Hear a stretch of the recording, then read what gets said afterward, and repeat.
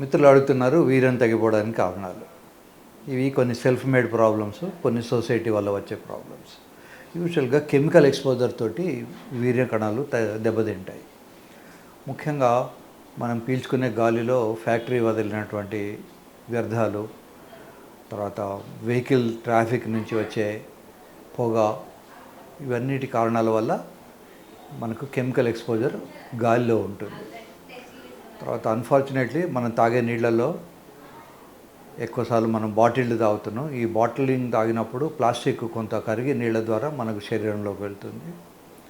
మూడోది food items దురదృష్టవశాత్తు మనం పాలు తాగుదాం అనుకుంటే గేదెలకు ఆల్రెడీ కొన్ని ఇంజెక్షన్స్ ఇస్తారు. కూరగాయలు అవో తిందాం అనుకుంటే అవి ఆల్రెడీ కెమికల్స్తో ట్రీట్ చేయబడి ఉంటాయి. విత్తక ముందే భూమిలో కొంత పెస్టిసైడ్స్ వేస్తారు. వీటన్నిటి కారణాల వల్ల తగ్గిపోతుంటాయి. ఒకప్పుడు WHO అని వరల్డ్ హెల్త్ ఆర్గనైజేషన్ ఒక ఆర్గనైజేషన్ ఉంది. వాళ్ళు మలేరియా ఇరాడికేషన్ ప్రోగ్రామ్ అని ఒక ప్రోగ్రాం పెట్టుకొని మొత్తం ప్రపంచం అంతా కూడా DDT స్ప్రే చేద్దాం అనుకున్నారు. చేశారు కూడా. ఒక 50 years బ్యాక్. మలేరియా పోలేదు, దోమలు పోలేదు. ఇప్పటికీ దోమలు ఉన్నాయి, మలేరియా ఉంది. కానీ మగవాళ్లకు స్పర్మ్ కౌంట్ తగ్గిపోవడం స్టార్ట్ అయింది. ఆ DDT అనేది కెమికల్ ఎన్విరాన్మెంట్లో ఎంటర్ అయిపోయి అది నీళ్లలోనూ చెట్లలోనూ మళ్ళీ రీసైకిల్ అయ్యి ఇట్లా వస్తూనే ఉన్నది.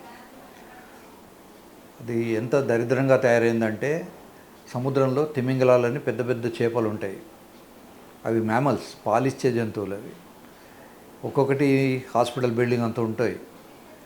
పాపం వాటికి కూడా సెమెన్ తగ్గిపోయింది. అవి గ్యాలన్స్ కొద్ది వచ్చేవి, లీటర్ల కొద్ది సెమెన్ వచ్చేది, వాటికి కొంచెం చెంచలే వస్తుంది.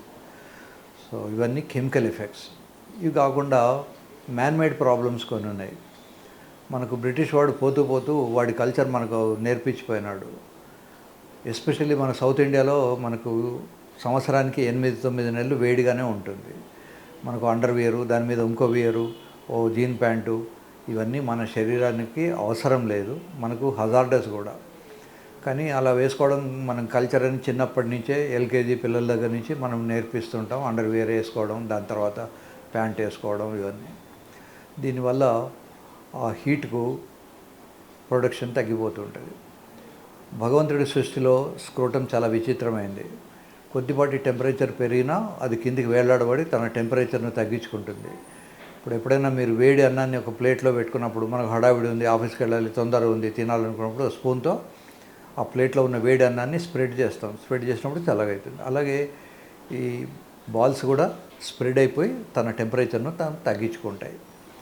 సో ఎవరైతే స్పర్మ్ కౌంట్ మెయింటైన్ చేయాలనుకున్నారో వాళ్ళు సాధ్యమైనంత వరకు వేడి నీళ్ళ స్నానం మానేయాలి. సానా బాత్ అంటారు, స్టీమ్ బాత్ మానేయాలి. రూమ్ టెంపరేచర్ కానీ చల్లటి నీళ్ళతో కానీ స్నానం చేయాలి. లూజ్ అండర్వేర్ వేసుకోవాలి. ఇంటికి రాగానే అండర్వేర్ లేకుండా పైజామా కానీ లుంగి కానీ వేసుకోవాలి. రోజుకు కనీసం 15-20 నిమిషాలు రన్నింగో, జంపింగో, స్కిప్పింగో ఏదో ఒక ఎక్సర్సైజ్, ఏరోబిక్ ఎక్సర్సైజ్ చేయాలి. అప్పుడు మాత్రమే స్పర్మ్ కౌంట్ మెయింటైన్ అయ్యే అవకాశాలు ఉంటాయి. కొద్దిమందికి పుట్టుకలోనే చిన్న లోపాలు ఉంటాయి. దాన్ని వెరికోసిల్ అంటారు. ఈ వెరికోసిల్ ఉన్నప్పుడు సర్జరీ చేయించుకుంటే తప్ప స్పర్మ్ కౌంట్ తేడబడదు. కొద్దిమందికి అబ్స్ట్రక్టివ్ అజూస్పర్మియా అంటాం. అంటే లోపల తయారవుతుంది కానీ బయటికి రాదు. దాన్ని ఇజాక్యులేటరీ డక్ట్ అబ్స్ట్రక్షన్ అంటారు. దీనికి పార్టీలో ఒక రకమైనటువంటి అల్ట్రాసౌండ్ స్కాన్ చేసినప్పుడు మనకు ఇజాక్యులేటరీ డక్ట్ అబ్స్ట్రక్షన్ తెలుస్తుంది. వాళ్ళకు చిన్నపాటి సర్జరీ చేయడం వల్ల, కుట్లు లేని చిన్న సర్జరీ చేయడం వల్ల స్పర్మ్ కౌంట్ మళ్ళీ వస్తుంది. బట్ మెజారిటీ ఆఫ్ ది పేషెంట్స్కి ఈ ఇడియోపతి కారణం ఏంటో తెలియదు కనుక వాళ్ళకు ఆ కారణం తెలిసేంత వరకు ఇన్వెస్టిగేషన్స్ అవి చేయాల్సి ఉంటుంది. తెలిసినప్పుడు ట్రీట్మెంట్ ఇస్తే బాగా అవుతుంది. చికిత్స ఉందా? Very good. Erectile dysfunction. Erection అంటే లేపడం. ఇప్పుడు మీరు ఎక్కడైనా బోర్డ్స్ చూడొచ్చు, construction is going on, erection work is on అని. ఇట్లా ఎలక్ట్రికల్ పోల్స్ని మనం ఎరెక్ట్ చేస్తాం, పైకి లేవట్టి పెడతాం. అంతకుముందు భూమి మీద లారీలో తీసుకొచ్చి భూమి మీద పడేసిపోతాడు. డిపార్ట్మెంట్ వాళ్ళు వచ్చి దాన్ని ఎరెక్ట్ చేస్తారు. సో ఎరెక్షన్ అంటే లేచి స్తంభంలాగా ఇలా నిల్చొని ఉండడం. దీన్నే అంగస్తంభన సమస్యలు అని కూడా తెలుగులో అంటారు. శృంగారంలో పాల్గొనే వాళ్లకు 3 కంపల్సరీ ఫ్యాక్టర్స్ ఉండాలి. ఒకటేమో గట్టిపడాలి, 2 అమ్మాయి లోపలికి వెళ్ళాలి, లోపల ఒక 5 నిమిషాలైనా ఉండాలి. ఈ 3 ఫ్యాక్టర్స్లో ఏ ఫ్యాక్టర్ లేకపోయినా అది సమస్య. ఈ అంగస్తమన సమస్యలు రావడానికి కారణం మళ్ళీ లైఫ్ స్టైల్లో ఏమిటి అంటే హార్డ్ వర్క్ మానిపోయినాం. ఇదివరకు కనీసం పార్టీకి వెళ్ళాలన్నా ఒక 2-3 కిలోమీటర్లు నడిచేవాళ్ళు. ఇప్పుడు అన్నీ బెడ్రూమ్లోనే ఉంటాయి. తర్వాత షాపింగ్ లేదు, మనం సెల్ ఫోన్లో ఆర్డర్ ఇస్తే జొమాటో టమాటోలు ఇంటికే వచ్చేస్తాయి. అలాగే ఏ వస్తువు మనం నీళ్లు పూర్వకాలంలో ప్రతి ఊళ్ళోనూ నీళ్లు ఉండేవి కాదు. చెరువు నుంచో బావి నుంచో నెత్తి మీద బిందె పెట్టుకొని తెచ్చుకునేవాడు. నేను కూడా ఇంటర్మీడియట్ లెవెల్లో నెత్తి మీద బిందె పెట్టుకొని తెచ్చేవాడిని. ఇప్పుడు అవసరం లేదు, ట్యాప్ తిప్పగానే నీళ్ళు వస్తాయి. ఇలా లైఫ్ చాలా సుఖవంతం అయిపోయిన తర్వాత ఈ ప్రాబ్లమ్స్ స్టార్ట్ అయిపోయినాయి. ఇక రెండో ప్రాబ్లం ఏమిటంటే షుగర్ వచ్చిన తర్వాత చాలామందికి, నా దగ్గరకు వచ్చే పేషెంట్లో 100కి 90 మందికి షుగర్ ఉంటుంది. ఈ షుగర్ ఉన్న వాళ్లకు అంగస్తంభన సమస్యలు వస్తుంటాయి. మూడోది స్మోక్ చేసేవాళ్లకు. నాలుగోది కోవిడ్ వచ్చిపోయిన తర్వాత అంగస్తంభన సమస్యలు చాలా ఎక్కువైపోయినాయి. ఎందుకంటే అంగస్తంభనకు రావడానికి రక్తం అవసరం. ఇప్పుడు హార్ట్ మంచిగా పనిచేయాలనుకున్నప్పుడు హార్ట్కు రక్త ప్రసారం చక్కగా ఉండాలి. అట్లాగే అంగం పనిచేయాలనుకున్నప్పుడు అంగానికి రక్త ప్రసారం పెరగాలి. ఈ రక్తాన్ని తీసుకుపోయే గొట్టాలు కోవిడ్ వల్ల డ్యామేజ్ అయిపోతాయి. అది తుంటి ఎముకకు ఫీమర్ అంటాం.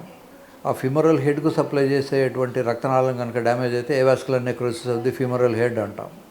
ఇట్లా ఈ వాస్కులర్ సంబంధమైనటువంటి అన్నీ కూడా కోవిడ్ వచ్చిపోయిన తర్వాత మనందరికీ సఫరింగ్ ఎక్కువైపోయింది. ఒకప్పుడు 50-60 ఏళ్ళు వస్తే కానీ మనం హార్ట్ అటాక్ పేరు వినేవాళ్ళం కాదు. ఇప్పుడు మిత్రుడి పెళ్ళిలో వీడు డ్యాన్స్ చేస్తూ 20-25 ఏళ్ళ వాడు చనిపోతున్నాడు. దీనికి కారణం ఏంటి అంటే కోవిడ్ వచ్చిపోయిన తర్వాత ఈ రక్తనాళాల డ్యామేజ్ అనేది ఎక్కువైపోయింది. సో ఎరెక్టైల్ డిస్ఫంక్షన్కు మంచి ట్రీట్మెంట్లు ఉన్నాయి. PDE5 ఇన్హిబిటర్స్ అనే మందులు ఉన్నాయి. దాంట్లో వర్డనాఫిల్, సిల్డనాఫిల్, అవనాఫిల్, ఇట్లాంటి టడలాఫిల్, ఇట్లాంటి 4 రకాలైనటువంటి ట్యాబ్లెట్స్ ఉన్నాయి. ఈ ట్యాబ్లెట్స్ ఎవరికైతే పనిచేయవో లేదా ఎవరికైతే ట్యాబ్లెట్స్ వేసుకుంటే విపరీతమైనటువంటి సైడ్ ఎఫెక్ట్స్, తలనొప్పి రావడము, బ్యాక్ ఏక్ రావడము, పొట్టలో తిప్పడము, కళ్ళు బయర్లు గమ్మడము, విజన్ డిఫికల్టీస్ ఇట్లాంటివి ఉన్న వాళ్ళందరికీ కూడా there is a option. Penal implant surgery అని ఒక సర్జరీ ఉంది. ఇది సాఫ్ట్గా ఉన్న పినిస్ లోపల మనం పెడితే ఇది హార్డ్ అవుతుంది. ఇది ఎంత హార్డ్గా ఉంటుందంటే 500 గ్రాముల బరువు మోయగలదు. మరి ఎప్పుడు ఇలా ఉంటే ఎంబరాసింగ్గా ఉంటుంది కదా అని మీరు అడగచ్చు. అందుకని దీన్ని ఇట్లా మార్చుకోవచ్చు. ఇది మాల్యబుల్, ఇది వంగుతుంది. మళ్ళీ అవసరం అనుకున్నప్పుడు శృంగారంలో పాల్గొనే టైంలో ఇలా పైకి పెట్టుకోవచ్చు, లేదా ఉట్టేప్పుడు కిందికి పెట్టుకోవచ్చు. కనుక ఇది మోస్ట్ యాక్సెప్టెడ్ సర్జరీ. ఇది చాలా మంది యాక్సెప్ట్ చేసేది, ఎందుకంటే ఇది అఫోర్డబుల్ రేట్లో ఉంటుంది. యూజువల్గా మీ అంగం సైజు, మీకున్న వ్యాధులు, మీ శరీరము అన్నీ ఆలోచించి డాక్టర్ గారు మీకు ఏ ఇంప్లాంట్ పెడితే బాగుంటుంది అనేది చెప్తారు. ఇవి ఇంప్లాంట్స్ కూడా ఇన్ఫ్లేటబుల్, మాల్యబుల్ అని 2 రకాలు ఉన్నాయి. ఇన్ఫ్లేటబుల్ ఏమిటి అంటే ఒక రిజర్వాయర్ ఉంటుంది, అందులో సిలికాన్ ఆయిల్ ఉంటుంది. మనం స్విచ్ చేసినప్పుడు ఆ సిలికాన్ ఆయిల్ కిందికి వచ్చి దీన్ని గట్టిపరుస్తూ ఉంటుంది. రెండోది ఈ మాల్యబుల్ ఏమిటంటే ఇది ఒక రాడ్. సో దీనికి కాంప్లికేషన్స్ చాలా తక్కువ ఉంటాయి. దీనికి ఖర్చు కూడా చాలా తక్కువ ఉంటుంది, అఫోర్డబుల్. ఇందులో కూడా 2-3 రకాలు ఉన్నాయి.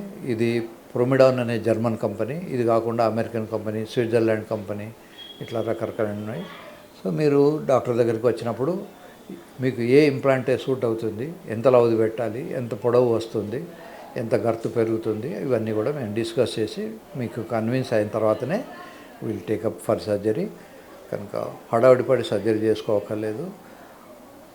సొసైటీలో చాలామంది ఏంటంటే సర్జరీ అవసరం లేదు, మీరు షాక్ వేవ్ పెడతాం తగ్గిపోతుంది అంటారు. ఇంతవరకు షాక్ వేవ్ అన్నీ కూడా రీసెర్చ్లోనే ఉన్నాయి, గ్యారంటీ లేదు.